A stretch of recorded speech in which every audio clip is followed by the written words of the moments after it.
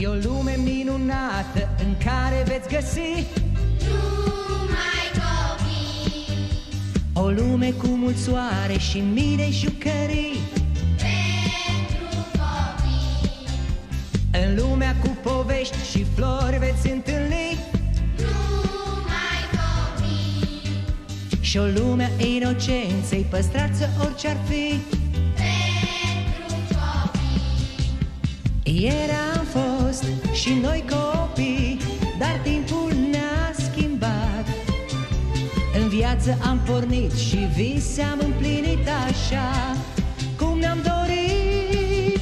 Gânduri bune câte am strâns și tot ce-am învățat. Copiilor să dăm iubirea ce-o purtăm ce-i bun, să le arătăm.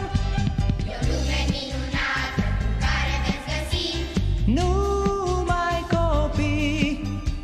o lume cu mult soare și mii de jucării. Pentru copii. În lumea cu povești și flori veți întâlni Numai copii. și o lume a inocenței, păstrați orice-ar fi. Pentru copii. Ieri am fost și noi copii, dar timpul ne-a schimbat. În viață am pornit și vise am împlinit așa cum ne-am dorit. Gânduri bune câte am strâns și tot ce-am învățat. Copiilor să dăm iubirea ce-o purtăm ce-i bun, să le arătăm. Ce zâmbet poate fi mai sincer, mai curat? Ce ochi știu a vorbi atât de adevărat?